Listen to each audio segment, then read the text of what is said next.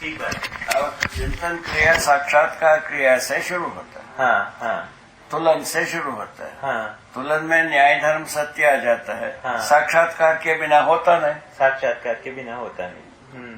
साक्षात्कार हुआ, तुलन भी हो गया। हाँ। तब जो है ना प्रमाणित करने की संकल्प होता है। हाँ, बोधपूर्वक बोधपूर्वक फलस्वरूप अनुभव मूलक विधि से प्रमाणित हो जाता अनुभव मूलक सामान्य घटना लगती है। है। इतना ही बात। तो सत्य में सब न्याय और धर्म दोनों समाई हैं।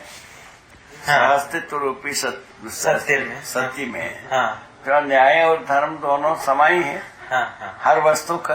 हाँ हाँ। इसीलिए सत्य में अनुभूत होने वाली बात आती है। सत्य में अनुभूत होने वाली बात। आत्मा सत्य में अनुभूत होता है, फलस्वरूप जीव जगत सब समझ में आता है और फलस्वरूप हम प्रमाणित होने योग्य हो जाते हैं।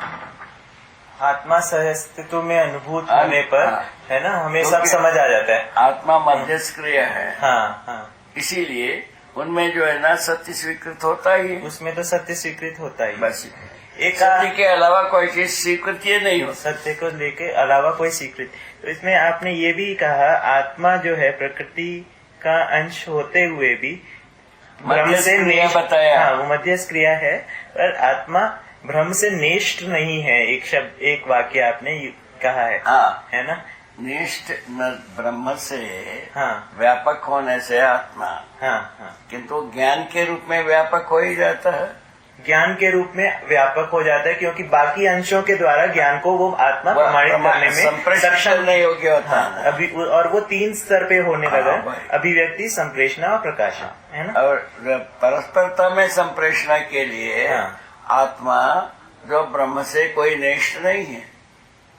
एक बार फिर से बोलिए बाबा इसको। जैसा ब्रह्म से नेष्ट क्या लिखा है उसमें? आपने लिखा है कि आत्मा प्रकृति का अंश होते हुए भी ब्रह्म से नेष्ट नहीं है। हाँ, वही तो है ना। आत्मा जो है ना मध्यस्थ होने से, हाँ, और सत्ता मध्यस्थ होने से, हाँ, इसके साम्यता बन गई। इनकी साम्यता बन गई। ठीक है। फलस्वरूप अनुभव, फलस्वरूप अनुभव, अनुभव होने के फलस्वरूप परस्परता में यदि सत्य संप्रेषित होता है। हाँ। आत्मा में अनुभव मूलक विधि से ही होता है। ठीक है, ठीक तो है। इसीलिए आत्मा भौतिक वस्तु भौतिक रूप में परिगणित होते हुए, हाँ हाँ, आत्मा परमाणु के मध्यांश होते हुए, हाँ हाँ, क्रिया होने के आधार पर होते हुए, हाँ हाँ, तो ब्रह्म से नेष्ट इसीलिए नहीं है। हाँ हाँ, तो अनुभव मूलक विधि से ही सत्य प्रमाणित होती है, संप्रेषण होता है, अभिव्यक्त होता है। ठीक, ये ऐसा लिखा। ठीक है बाबा। ठीक हो गए।